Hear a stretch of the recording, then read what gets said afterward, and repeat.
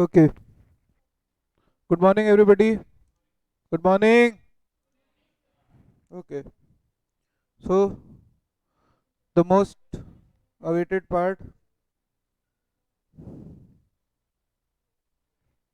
Financial management sir.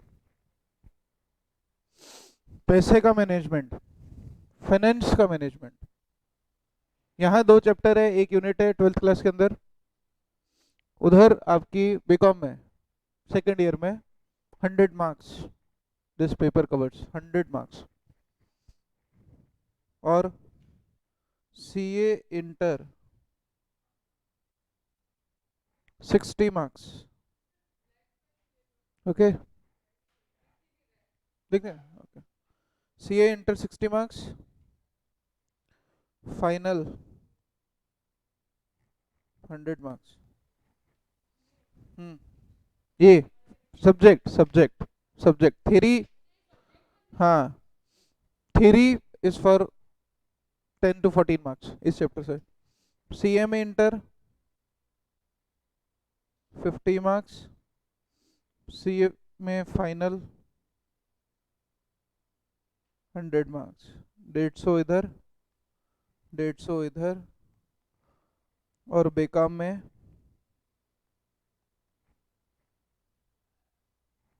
पर अभी 415 number की तैयारी करेंगे थ्योरी पार्ट के. ओके, तो स्टार्ट करते हैं. पैसे का मैनेजमेंट. सिलेबस क्या है? तो आज से 25 साल पहले जो सिलेबस था सीबीएसई का वही है. कुछ नहीं हटाया इन्होंने, कुछ नहीं हटाया. मतलब हटाना इन चैप्टर्स में से चाहिए था इनको कुछ ना कुछ. कुछ नहीं हटा. शुरू चैप्टर उड़ा दिया, प्लानिंग हटा दिया आधा ऊपर. ओके, सबसे पहले इंट्रोडक्शन पढ़ेंगे, फाइनेंशियल मैनेजमेंट होता क्या है, ठीक है, उसकी इंपॉर्टेंस, ऑब्जेक्टिव्स. फिर 3 डिसीजन जिसपे पूरा फाइनेंशियल मैनेजमेंट रिवॉल्व होता है.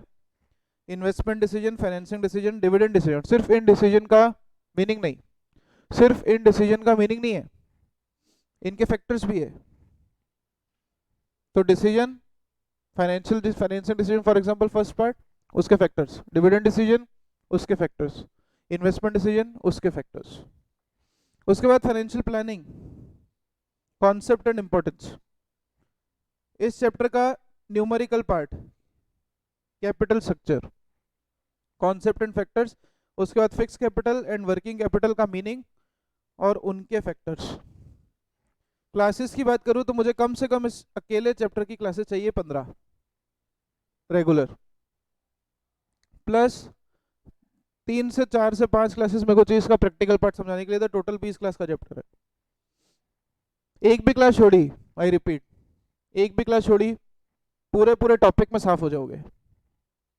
मान लो तुमने फाइनेंसिंग डिसीजन में से एक डिसीजन छोड़ दिया, मान लो ये भी साफ, ये भी साफ. कैपिटल स्ट्रक्चर की मान लो इंट्रोडक्टरी क्लास छोड़ दी, पूरा टॉपिक साफ.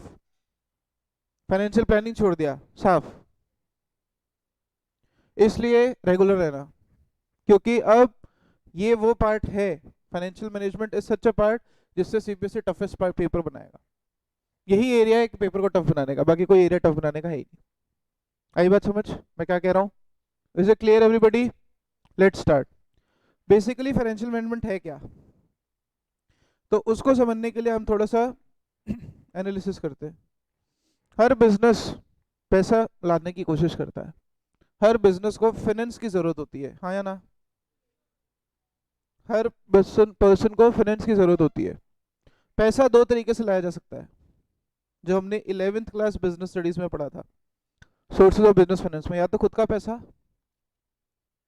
जिसको हम कहते थे ओनर्स फंड्स. क्या कहते थे? Owners funds. या फिर हम कहते थे बोरोड फंड्स.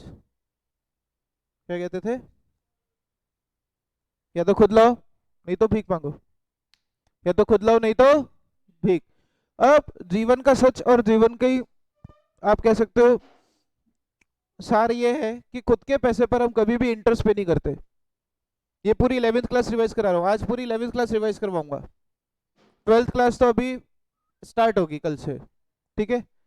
जीवन का सच ये है कि हर बिजनेस को बिजनेस करने के लिए पैसा चाहिए, जिसको हम कहते हैं फाइनेंस. क्या कहते हैं? फाइनेंस. अब पैसा क्यों चाहिए वो भी हम जानते हैं. पैसा इसलिए चाहिए ताकि मैं, अगर हम चैप्टर 1 की बात करें, तो मैं मेरे ऑर्गेनाइजेशन की ग्रोथ इंश्योर कर सकूं। क्या इंश्योर कर सकूं? ग्रोथ। मैं मेरे कॉम्पिटिटर के सामने खड़ा हो सकूं, उससे लड़ सकूं, इसके लिए एक मार्केट स्टैंडिंग को इंश्योर कर सकूं। किसे इंश्योर कर सकूं? मार्केट स्टैंडिंग में इंश्योर कर सकूं। तो ग्रोथ के लिए पैसा चाहिए, सर्वाइवल के लिए पैसा चाहिए। अगर आपको मार्केट में सर्वाइव करना है, अगर आपको मार्केट में सर्वाइव करना है, उसके लिए पैसा चाहिए। अगर आपको बिजनेस को बढ़ाना है, उसके लिए पैसा चाहिए। अगर आपको बिजनेस को एक्सपांड करना है, क्या करना है, उसके लिए पैसा चाहिए। चाहिए कि नहीं? अगर मेरे को बिजनेस को मॉडर्नाइज करना है, क्या करना है, मॉडर्नाइज, इसके लिए पैसा चाहिए। मेरे को अगर बिजनेस को डाइवर्सिफाई करना है, क्या करना है, डाइवर्सिफाई, इसके लिए भी पैसा चाहिए। तो पैसा तो चाहिए बिजनेस चलाने के लिए भी, सर्वाइवल के लिए, ग्रोथ के लिए, एक्सपेंशन के लिए, मॉडर्नाइजेशन के लिए और डाइवर्सिफिकेशन के लिए। इनमें फर्क क्या होता है वो भी हम बात कर लेते हैं। एक्सपेंशन, सबसे पहले सर्वाइवल, मार्केट में सिर्फ मेरा प्रोडक्ट बिक सके, मार्केट में लोग मुझे पहचान सके, इसे हम सर्वाइवल कहते हैं। क्या कहते हैं बोलो? सर्वाइवल। ग्रोथ, मेरा प्रॉफिट बढ़े, मैं कुछ भी ऐसा करूं जिससे मेरा प्रॉफिट बढ़े, मैं नंबर ऑफ यूनिट सोल्ड मेरी बढ़नी चाहिए, भले ही मेरा एरिया ऑफ ऑपरेशन एक ही जगह हो, दैट इज ग्रोथ। या मेरी कॉस्ट कम हो, या मेरी कॉस्ट क्या हो, कम। आई बात समझ? इसके अलावा मॉडर्नाइजेशन, मॉडर्नाइजेशन का मतलब है, अभी मैं एक ही प्रोडक्ट में डील करता था, अभी मैं एक ही प्रोडक्ट में डील करता था, टेक्नोलॉजी इंडिया वाली यूज करता था, तो प्रोडक्शन आता था, प्रोडक्शन की कॉस्ट आती थी मेरी 10 रुपए पर यूनिट। फॉरेन से टेक्नोलॉजी मंगाई, कॉस्ट आने लगी 8 रुपए पर unit. This is called as modernisation, this is called as modernisation. Diversification, अभी एक ही प्रोडक्ट अगर मेरे पास होता, मैं सिर्फ ये टीवी बेच रहा होता और लॉकडाउन लग जाता, तो लोगों के पास दवाई खरीदने के पैसे नहीं, टीवी कहाँ से खरीदते, और लॉकडाउन और ऊपर से बिजनेस में लॉस। तो इससे बढ़िया टीवी का प्लांट बंद करो, ग्लव्स, सैनिटाइजर्स और मास्क बनाना शुरू करो, that will give you profit all 12 months now. It will be a running business. When a company enters from one product line to various product line, that is called as diversification. That is called as diversification. कोई दिक्कत? इन सब कामों के लिए पैसा चाहिए। और कोई काम करा सकते हो जिसके लिए पैसा चाहिए कि सब कवर हो गए? और कोई काम जिसके लिए पैसा चाहिए कि सब कवर हो चुके हैं? बताइए। मेरे हिसाब से सब कवर हो गए, तुम्हारे हिसाब से कुछ बचा? हाँ, हो गया सर्वाइवल। और कुछ भी नहीं बचा, और कुछ भी नहीं बचा। तो पैसा तो चाहिए। अब पैसा हम दो सोर्सेज से ला सकते हैं।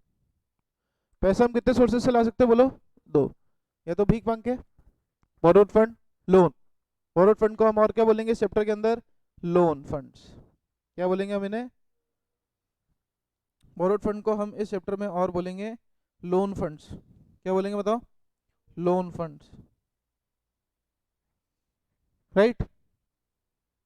अब ये जीवन का रूल है, ये आपने 11th क्लास में पढ़ा है कि खुद के पैसे पर हम कभी भी ब्याज नहीं देते। खुद के ब्याज दोगे क्या?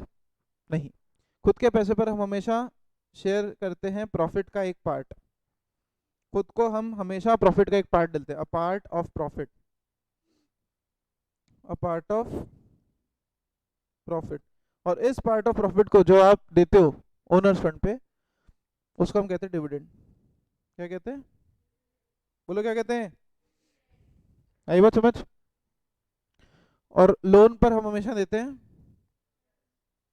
लोन पर हम हमेशा क्या देते हैं बोलो? ब्याज देते हैं ना। किसी से लोन मांगोगे तो वो तुमसे क्या मांगेगा? डिविडेंड की इंटरेस्ट, डिविडेंड मांगेगा। और ओनर्स फंड वाले आपसे क्या मांगते हैं? डिविडेंड। ओनर्स फंड में अगर आप अभी कंफ्यूज हो रहे हो, आपको पता नहीं हो, अगर आपने 11th क्लास में चैप्टर छोड़ दिया हो, अगर आपको धक्का मारो 11th क्लास में, तो मैं बताता हूँ। ओनर्स फंड में आते हैं शेयर्स। क्या आते हैं? जो 11th पढ़े उनको याद होगा, राइट। और बोरोड फंड में आते हैं डिबेंचर्स। सिर्फ डिबेंचर्स नहीं, बहुत सारे सोर्सेज है, पब्लिक डिपॉजिट्स है, कमर्शियल पेपर है, ये सारी चीज़ें किस में आती हैं? लोन फंड्स में। और वो सारी चीज़ें जिन पर हम डिविडेंड पे करते हैं, जिन पर हम क्या पे करते हैं? डिविडेंड, वो कहाँ आता है? बोरोड फंड में। वो सारा पैसा जिन पर हम डिविडेंड पे करते हैं, इंटरेस्ट पे करते हैं, वो सारा का सारा आता है बोरोड फंड्स। कहाँ आता है? बोरोड फंड्स में। कोई doubt? Any doubt till here? 100%? एक जना ऐप से ज्वाइन करो जरा क्लास, क्योंकि ये रिकॉर्ड होने के लिए एक स्टूडेंट आना चाहिए, तो ये रिकॉर्ड नहीं होगी ये क्लास। हाँ, कोई भी एक स्टूडेंट ज्वाइन करो क्लास को, म्यूट कर देना, 2-5 मिनट ज्वाइन रखो फिर बंद हो जाना, ठीक है। हाँ, तो अब खुद के पैसे पर हम हमेशा क्या देते हैं, डिविडेंड, और मांगे हुए पैसे पर हम हमेशा क्या देते हैं बोलो, मांगे हुए पैसे पर हम क्या देते हैं, इंटरेस्ट। अब भारत में एक बहुत ही कमाल की चीज है, 2-5 मिनट ज्वाइन रहना फिर लीव हो जाना, ठीक है। अब ब्याज बताओ मेरे को, मांगे हुए पैसे पर ब्याज जो आप दे रहे हो वो कंपलसरी पेमेंट है कि ऑप्शनल पेमेंट है? तो इंटरेस्ट कैसा पेमेंट होता है, इंटरेस्ट कैसा पेमेंट होता है, कंपलसरी। मतलब ब्याज अगर प्रॉफिट हो, अगर प्रॉफिट हो तो भी देना है, और अगर लॉस हो अगर तो भी देना है, क्योंकि इसका नेचर कैसा है, कंपलसरी पेमेंट है। पर डिविडेंड ये तो प्रॉफिट होगा तभी देना होता है। अरे ये सिंपल 11th क्लास है, इसमें भी अगर नहीं बताओगे, नहीं क्लियर होगा तो कुछ नहीं हो पाएगा चैप्टर में, ध्यान रखना। प्रॉफिट हो तभी डिविडेंड देना होता है, ऐसा हम 11th क्लास में पढ़ा है। मतलब कि लॉस के केस में डिविडेंड नहीं देना। अब इंडिया में एक चीज कमाल की कौन सी टैक्स है, इनकम टैक्स। कौन सा टैक्स है, इनकम टैक्स कहता है कि सिर्फ उन खर्चों को माइनस करने की इजाजत है तुम्हारी इनकम में से जो एक्चुअल खर्चे है। तो कौन से खर्चे, एक्चुअल। तो इनकम टैक्स सिर्फ उन एक्सपेंसेस को माइनस करने की इजाजत देता है जो कि एक्चुअली कॉस्ट है, जो कि एक्चुअली क्या है, कॉस्ट। अब मेरे को थोड़ा दिमाग लगा के बताओ कि क्या डिविडेंड कंपनी की कॉस्ट होती है? डिविडेंड वो पैसा जो खुद कमाया खुद ही को बांट दिया। Who are the owners of the company, who are the owners of the company, मतलब ये मालिक है, जिन्होंने तुम्हारी कंपनी के शेयर खरीदे वो लोग मालिक है, वो लोग क्या है बोलो, मालिक। और मालिक को दिया हुआ पैसा कॉस्ट थोड़ी है, मालिक को दिया हुआ पैसा कॉस्ट है क्या, मालिक को दिया हुआ पैसा कॉस्ट नहीं है। तो इनकम टैक्स कभी भी डिविडेंड माइनस करने की इजाजत नहीं देता है। डिविडेंड इज ये क्रॉस है, not to be deducted, not to be deducted for income tax purposes, not to be deducted for purposes. पर अगर मैं बोलूं इंटरेस्ट, तो इंटरेस्ट एक्चुअल खर्चा है, लॉस के केस में भी देना है और प्रॉफिट के केस में भी। तो इंटरेस्ट माइनस करने की इजाजत होनी चाहिए कि नहीं, होनी चाहिए। तो interest is always allowed to be deducted, interest is allowed to B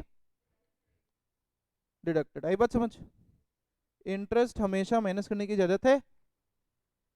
इतना बैकग्राउंड समझ में आया कि नहीं आया? तो ये तो एक फायदा हो गया लोन लाने का, ये एक फायदा हुआ ना लोन लाने का, मतलब इंटरेस्ट माइनस करने की इजाजत है। मतलब मान लो अगर मैं एक सिचुएशन ऐसे लिखूं, अगर मैं लिखूं कंपनी का प्रॉफिट, ठीक है, केस 1 प्रॉफिट था 100 करोड़, प्रॉफिट कितना था, फिर डिविडेंड था 20 करोड़, कितना, टैक्स रेट वो कहते हैं 30%, टैक्स रेट कितनी कहते हैं, तुम्हें बताओ टैक्स फिगर कितना निकलेगा, 100 माइनस 20 का 30% कि डायरेक्ट 100 का 30%?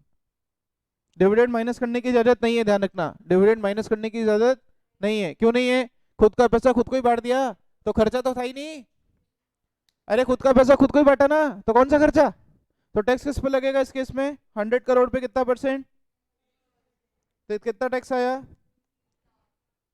30 करोड़, 100 करोड़ का 30%, 30 करोड़ का टैक्स है। केस 2 अगर मैं लूँ, यही एग्जांपल, इस बार प्रॉफिट है 100, पर इस बार डिविडेंड की जगह क्या दिया कंपनी ने,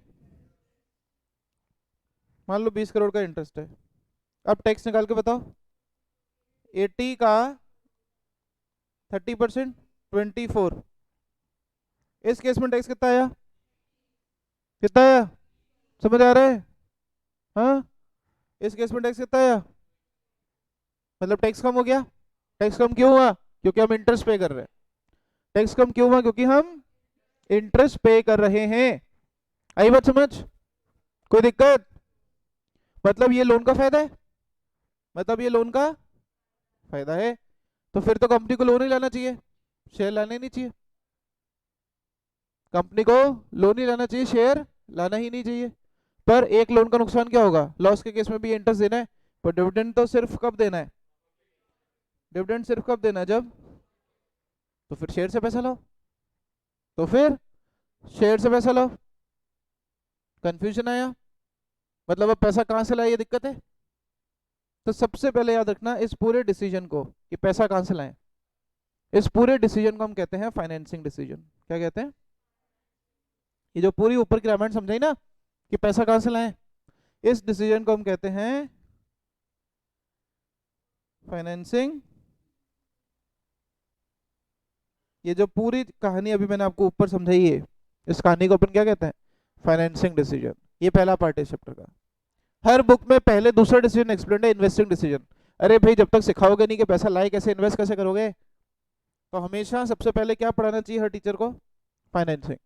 पढ़ाते क्या है वो, इन्वेस्टिंग, क्योंकि बुक्स में इन्वेस्टिंग दिया है, वो तो रट्टू तो होते हैं जो पहले इन्वेस्टमेंट सिखाए।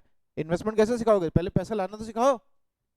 आई बात समझ? तो सबसे पहला डिसीजन जो हमको लेना है वो कौन सा डिसीजन है, कौन सा डिसीजन है बोलो, फाइनेंसिंग डिसीजन। सबसे पहला जो डिसीजन हमको लेना है वो कौन सा डिसीजन है बताओ, फाइनेंसिंग डिसीजन। तो फाइनेंसिंग डिसीजन है क्या, फाइनेंसिंग डिसीजन, अभी फाइनेंशियल मैनेजमेंट नहीं बता रहा हूं, अभी सिर्फ उसके पार्ट्स बता रहा हूं। फाइनेंशियल मैनेजमेंट की डेफिनेशन अभी क्लास के बाद बताऊंगा पूरा एंड में। अभी सिर्फ फर्स्ट पार्ट फाइनेंशियल डिसीजन के पहले पार्ट की डेफिनेशन हमने देखी है, from which source to raise the money, borrowed fund और owners fund. This decision is called as financing decision, this decision is called as financing decision. बोलो कोई दिक्कत? 100%। अब पैसा आ गया है ना, तुमने डिसाइड कर लिया कि पैसा कहाँ से लाना है, अभी सिखाया नहीं कैसे लाना है, उसके फैक्टर्स पढ़ाऊंगा। फाइनेंशियल डिसीजन फिर से अभी एक अलग टॉपिक आएगा बनके। अभी हम सिर्फ फाइनेंशियल मैनेजमेंट का मीनिंग सीख रहे हैं, फाइनेंशियल मैनेजमेंट है क्या, ये किस बला का नाम है, क्यों 15 नंबर का पूछा सीबीएसई ने, तो अभी लग रहा होगा कि 15 नंबर का क्यों डाला है। और आरबीएसई बोर्ड तो इतने बहाने हटा ही दिया सिलेबस से, हटा दिया पूरा चैप्टर हटा दिया। हाँ पूरा हटा दिया आरबीएसई बोर्ड वालों ने, उनके पूरा सिलेबस है पर फाइनेंशियल मैनेजमेंट और 2-3 चैप्टर नहीं है, कंट्रोलिंग नहीं है, ऑर्गेनाइजिंग नहीं है। अब जब ऐसा चैप्टर कोई बोर्ड हटा दे मतलब कितनी घटिया बोर्ड है वो दिखता है। ठीक है, अब समझना सबसे पहले डिसीजन कौन सा होता है बिजनेस के अंदर, फाइनेंसिंग डिसीजन। ठीक है, अब समझना पैसा आ गया, ठीक है, पैसा आ गया, मान लो टोटल फंड हम लेकर के आए, टोटल फंड जो हम लेकर के आए मान लो 200 करोड़ लेकर के आए, कितने लेके आए, 200 करोड़। अब बिजनेसमैन के आगे एक चुनौती और है, क्या चुनौती है कि 200 करोड़ में से मैं फिक्स एसेट में कितना पैसा लगाऊं और करंट एसेट्स में कितना पैसा लगाऊं। आई बात समझ, फिक्स एसेट में कितना पैसा लगाऊं और करंट एसेट में कितना पैसा लगाऊं। हाँ, तो मेरी एक बात समझना, मान लो फिक्स एसेट में तुमने 100 करोड़ लगाए, तो टोटल 200 लाए थे, तो करंट में कितना लगेगा 100। मान लो फिक्स एसेट में 120 लगाए, तो करंट एसेट में कितना लगेगा 80। मान लो फिक्स एसेट में तुमने 80 करोड़ लगाए, तो करंट एसेट में कितना लगेगा 120, है ना। Total fund minus fixed asset is equal to current assets, yes और नो। और इस डिसीजन को, क्योंकि तुम हमेशा फिक्स्ड एसेट्स में पैसा इन्वेस्ट करते हो, क्या करते हो हमेशा पैसा, इसलिए जो सेकंड डिसीजन है कि टोटल फंड्स में से कितना पैसा फिक्स में लगाएं और कितना पैसा करंट में लगाएं, उस डिसीजन को फिक्स्ड एसेट में इन्वेस्ट करें या नहीं करें, इस डिसीजन को, this is the second decision in financial management, इसको हम कहते हैं इन्वेस्टिंग डिसीजन। क्या कहते हैं, इन्वेस्टिंग डिसीजन। आई बात समझ। और इन्वेस्टिंग डिसीजन के अंदर ही क्या मैं आपको बोलूं कि क्या हम इस डिसीजन के अंदर अपनी कैपिटल का बजट बना रहे हैं क्या, whether we are making a budget of our capital, कि कितना पैसा मुझे कितने काम के लिए इन्वेस्ट करना है, means I am making a budget of my capital. इसलिए इन्वेस्टिंग डिसीजन को हम कैपिटल बजटिंग डिसीजन भी बोलते हैं। क्या बोलते हैं, ये नाम आज से याद कर लेना तो आगे हल्के रहोगे, वरना जब भारी भारी कॉन्सेप्ट्स आएंगे तो वहां लैंग्वेज में लिखना पड़ेगा ये नाम, आई बात समझ? तो सबसे पहले क्या डिसाइड करा, कहाँ से पैसा लाना, ओनर्स के से कि या बोरोड से, वो डिसीजन कौन सा था, फाइनेंसिंग। अब कितना पैसा किधर लगाए, मतलब फिक्स एसेट में कितना पैसा लगाए और करेंट एसेट में कितना पैसा लगाए, इस डिसीजन को हम बोलते हैं इन्वेस्टिंग डिसीजन। और क्योंकि इन्वेस्टिंग डिसीजन में हम एक बजट बना रहे हैं अपने फंड्स का, तो इन्वेस्टिंग डिसीजन को हम कैपिटल बजटिंग डिसीजन भी बोलते हैं। कोई डाउट? अब समझना, टोटल फंड लाए थे हम कितना अभी एग्जांपल में, 200 करोड़। मान लो फिक्स एसेट में हमने लगाया 80 करोड़, कितना लगाया, तो करंट में कितना बचा, ठीक है, करंट में कितना बचा। अब मान लो इस साल प्रॉफिट हुआ, इस साल क्या हुआ, 150 करोड़ का प्रॉफिट है, कितने का प्रॉफिट है, और तुम्हारे पास कैश कितना पड़ा था, 120। अरे फिक्स एसेट को तो डिविडेंड के रूप में बांटोगे नहीं ना, तो टोटल फंड्स की अवेलेबिलिटी कितनी है, 150 करोड़ प्रॉफिट और 120 करोड़ कैश का बचा, कितना हुआ, 200। अब तुम बोलोगे 270 का 270 मैं वापस बिजनेस में इन्वेस्ट कर दूं, तो जो शेयर होल्डर है वो बोलेंगे हम गधे हैं क्या, हम गधे थोड़ी हैं, हमने तुम्हारे को लॉन्ग टर्म के लिए पैसा दिया। Equity share is a permanent source of capital, if you remember 11th class, those happy days. हाँ, तो equity share capital is a permanent source of capital, it is also called as the risky capital of the company, क्योंकि ये लोग ने ना तो fixed dividend मिल रहा है और इनको डिविडेंड भी प्रेफरेंस के बाद मिल रहा है, इक्विटी वालों की बात करो। मतलब अगर तुम ये 270 का 270 करोड़ पूरा का पूरा फिर से बिजनेस में इन्वेस्ट कर दो, इक्विटी शेयर होल्डर वालों को ये बोल करके कि अब हम तुम्हें डिविडेंड को नहीं देंगे, they will withdraw their money, they will withdraw their money. तो अब कंपनी को डिसाइड करना है कि टोटल 270 में से, या आप मान के चलो टोटल 150 में से, कैश को छोड़ दो, मान लो कैश नहीं है, अब टोटल 150 में से कंपनी को कितना डिविडेंड देना है, कितना। आप बोलोगे सर इंटरेस्ट भी तो देना था, अरे इंटरेस्ट ऊपर ही दे दिया ना, जब बोरोड फंड का अमाउंट डिसाइड करा तो इंटरेस्ट तो पहले ही दे दिया, अब हम डिविडेंड देने की बात पूछ रहे हैं। तो जब 150 करोड़ का मैं प्रॉफिट कह रहा हूँ, तो 150 करोड़ का प्रॉफिट इंटरेस्ट के बाद का प्रॉफिट है। अरे 150 करोड़ का जो प्रॉफिट है ये कब का प्रॉफिट है, इंटरेस्ट के पहले का कि इंटरेस्ट के बाद का, इंटरेस्ट के बाद का। तो इंटरेस्ट का तो सवाल ही नहीं उठता ना, वो तो देना ही है। अरे मैं कह रहा हूँ लॉस होता तो भी तो ब्याज तो देना ही पड़ता ना, सही बात समझ। ये प्रॉफिट है after deducting interest and tax also, because they are compulsory payments. अब 150 करोड़ में से कंपनी को ये डिसाइड करना है कि कंपनी को कितना डिविडेंड देना है, कंपनी को कितना डिविडेंड देना है, कंपनी को क्या डिसाइड करना है बोलो, how much dividend we have to pay, how much dividend we have to pay, और इस डिसीजन को हम बोलते हैं डिविडेंड डिसीजन। क्या कहते हैं, बस पूरा फाइनेंशियल मैनेजमेंट यही है। आई बात समझ? तो तीनों डिसीजन का नाम समझ आया, इन्वेस्टिंग, पहले फाइनेंसिंग, पहले फाइनेंसिंग फिर इन्वेस्टिंग और फिर डिविडेंड। आई बात, ये पूरी साइकिल समझ में आई कि नहीं आई? अब समझना, तो फाइनेंशियल मैनेजमेंट है क्या, taking all these three decisions is called as financial management, या managing all these decisions is called as financial management. Books में कुछ भी लिखा हो नहीं पढ़ना अपने को, मेरा स्पाइरल भी मत पढ़ना, रोज कॉपी लानी है, नोट्स लिखने हैं, जो मैं फ्लोचार्ट बनाऊंगा लिखने हैं, कम से कम 60 से 70 फ्लोचार्ट बनाने हैं, और वही लिखने हैं, उन्हीं को एक्सप्लेन करना है। अभी लिखा रहा हूँ, यहां तक की कहानी समझ में आई क्या? अब मैं फाइनेंशियल मैनेजमेंट की डेफिनेशन लिख रहा हूँ, समझना एक एक वर्ड समझ में आता है कि नहीं आता है, क्योंकि मैंने पूरी बैकग्राउंड आपको समझा चुका हूँ। आई बात समझ? अभी लिखना मत, क्योंकि ये पूरा ऊपर से कॉपी करते आना है तुमको, ठीक है, उसके लिए मैं 10 मिनट दूंगा। अभी समझना, फाइनेंशियल मैनेजमेंट, अभी कॉपी मत करना, अभी सिर्फ समझना, is taking decision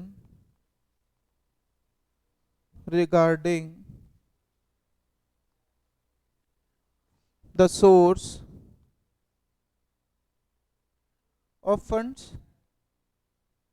regarding the source of funds, bracket के अंदर ओनर्स ऑब्लिक बोरोड। समझ में आता है, समझ में आता है कि नहीं?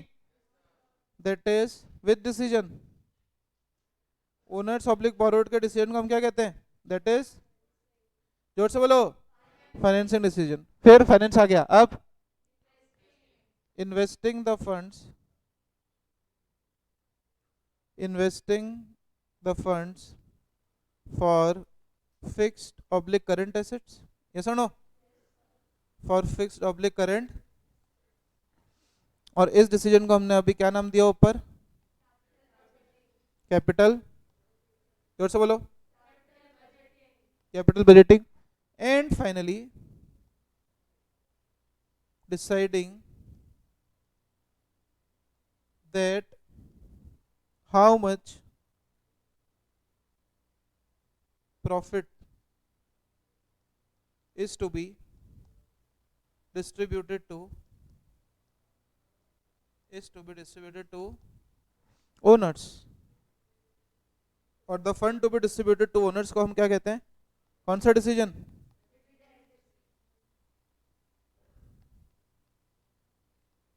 पर अभी तक हमारा ऑब्जेक्टिव क्लियर नहीं है, ये डिसीजन तीनों क्यों लेने हैं, ये डिसीजन तीनों क्यों इसलिए लेने हैं ताकि मार्केट में मेरा शेयर का प्राइस बढ़ सके, क्या बढ़ सके, मार्केट में मेरे शेयर का प्राइस क्या हो सके, और मार्केट में शेयर के प्राइस बढ़ने को हम कहते हैं इंक्रीज इन ईपीएस, क्या कहते हैं, इंक्रीज इन ईपीएस, मतलब increase in share holders value, क्या बोलते हैं, increase in share holders value. और जब ईपीएस बढ़ेगा, जब मेरा अर्निंग पर शेयर बढ़ेगा, तो लोग मेरे शेयर में पैसा लगाएंगे और मेरी कंपनी की गुडविल बिल्टअप होगी, क्या बिल्टअप होगी, गुडविल। तो समझ में आया ये सारे डिसीजन क्यों लेने, so as to increase, so as to increase, और शेयर की वैल्यू को बढ़ना मतलब शेयर होल्डर की वैल्यू बढ़ना, शेयर की वैल्यू बढ़ना मतलब शेयर होल्डर की वैल्यू बढ़ना, तो to increase the share holders wealth, to increase the share holders wealth, share holder wealth को ही बढ़ने को हम क्या कहते हैं, इंक्रीज इन ईपीएस। अब बताओ फाइनेंशियल मैनेजमेंट का मतलब समझ में आया कि नहीं आया, सिर्फ फाइनेंशियल मैनेजमेंट का मतलब के लिए इतना लिखना है, आई बात समझ, this is term 2, those MCQ true for bindi bindi have all become शहीद नाउ, इज इट क्लियर, अभी समझ आया। अब बताओ एक एक वर्ड समझ में आता है कि नहीं, तो इतना एनालिसिस करना पड़ेगा सिर्फ एक वर्ड को समझने के लिए, आई बात समझ, स्टार्ट कॉपिंग जल्दी से, कितना, नहीं नहीं, हाँ हमको ग्रंथ थोड़ी लिखना है, ठीक है, कॉपी फास्ट, बस एक सौ खत्म कर देना। तो यहाँ पर जो क्लास है वो खत्म होती है, introductory class for financial management, कौन सी क्लास है ये, introductory class for financial management, is it clear, 100% copy.